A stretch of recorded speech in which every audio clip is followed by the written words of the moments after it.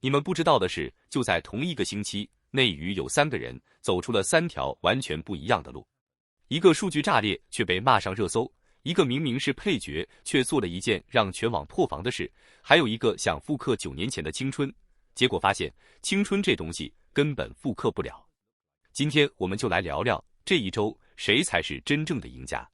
先说田曦薇，8月2号，她的新剧《天才女友》开播，饰演智商174的物理天才林之夏。开播当天，这个角色的热度直接冲破1个亿，站内热度值一度飙到8983，创下今年现偶剧首日热度第2名的成绩。数字摆在这里，谁都挑不出毛病。但事情远没有这么简单。剧集刚上线，争议就跟着热度一起冲上来了。片头被爆出用了 AI 技术，结果字幕识别出错，闹了笑话。更扎心的是，不少观众吐槽台词写得像 AI 生成的，说林之夏这个角色笑起来总有种说不出的假。有人甚至直接开麦，智商174，10岁读完《时间简史》，22岁博士毕业，这数据连爱因斯坦都要甘拜下风。你猜怎么着？热度和口碑第一次在同一部剧里彻底分道扬镳了。田曦薇用1个亿的热度证明了自己扛剧的能力，但观众用弹幕和热搜告诉他，光有数据撑不起一部好剧。这场仗他赢了流量，却还没赢下人心。而就在这个时候，另一件事发生了，一件跟数据、跟热搜都没关系的事。在综艺开始推理拔丝的微博花絮里，张凌赫说了一句让人意外的话。他说想把新加入的丁程鑫带去横店，让他跟着自己好好学一学。这句话听起来平平无奇，但你要知道，在这个圈子里，前辈愿意主动把资源和经验分享给新人，是一件多稀罕的事。更有意思的是，张凌赫说这话的时候还搞错了一件事，他以为周柯宇比丁程鑫小，管周柯宇叫宇 quote 弟弟宇 quote。可实际上，周柯宇才是那个早就拍过电影、有表演经验的老演员。金靖在旁边打趣他，说他是不是太想把丁程鑫带进这个大家庭了？张凌赫的回答很直接，好事啊，跟你的柯宇哥哥好好学学。没有人预料到，这么一句随口的调侃会在网上引发这么多共鸣。丁程鑫自己也说，很开心很快乐，第一次接触这种类型的综艺，感觉很快就能融入进去。如果换作是你，你会怎么选择？这个圈子里，大多数人忙着守住自己的位置，生怕被新人抢了风头。张凌赫却反着来，主动把新人往自己熟悉的领域里带，还搭上自己的资源和人脉。这不是作秀能演出来的松弛感，是那种见过场面之后，反而更愿意托举别人的从容。如果你也觉得这种前辈带新人的姿态比任何数据都珍贵，记得点个赞，让更多人看到这个故事。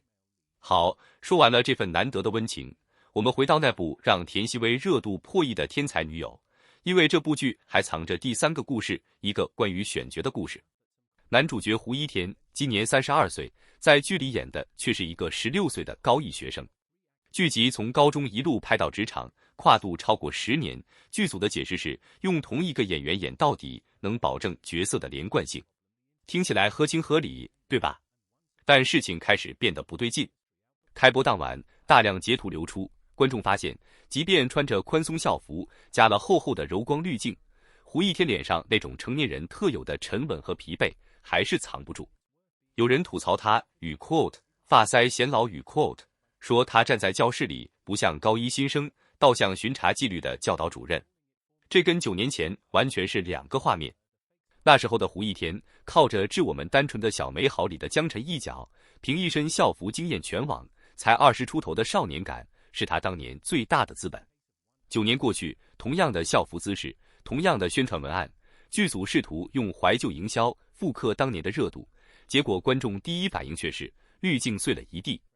直到多年后，大家才会明白，这场争议真正戳中的其实不是胡一天一个人，而是内娱这些年一直存在的选角逻辑。为了保险起见，宁可用一个已经证明过市场号召力的成熟演员去演少年，也不愿意冒险启用真正处在这个年纪的新人。剧组要的是语 quote 保险语 quote， 观众要的却是语 quote 真实语 quote。 这一次保险牌打出去，翻车了。那么问题来了，如果是你，你会支持哪一种选角逻辑？是选择经验丰富、演技稳定、能够保证作品下限的成熟演员，还是愿意给真正符合年龄和角色气质的新人更多机会？这其实没有绝对正确的答案，因为两种选择都有各自存在的理由。成熟演员拥有丰富的表演经验，面对复杂情绪时更加游刃有余，也更容易吸引投资和观众关注。而新人虽然缺乏经验，却往往拥有最难得的天然状态，那种未经雕琢的青涩、真实和青春感，是任何表演技巧都无法完全替代的。近几年，越来越多观众开始重新审视演员与角色之间的适配度，而不是一味追逐明星光环。这说明大家对于影视作品的期待已经从看明星慢慢转向看角色。也许未来真正能够打动观众的，不是谁的咖位更高、流量更大，而是谁能够真正让观众忘记演员本人，只记住那个鲜活的人物。所以，我也特别想听听大家的想法。如果由你来决定，你会把机会交给谁？欢迎把你的观点写在评论区，也许你的答案正代表着越来越多观众正在发生的审美变化。这一周看似只是3位演员3场不同的事件，却像3面镜子，映照出了整个内娱正在发生的一场悄无声息的变化。有人因为选角争议占上风口浪尖，有人凭借作品重新证明自己，也有人仅仅因为一个不经意的善意举动就赢得了无数网友的认可。这些看似毫无关联的故事，背后却共同指向同一个事实：娱乐行业的评价标准正在发生改变。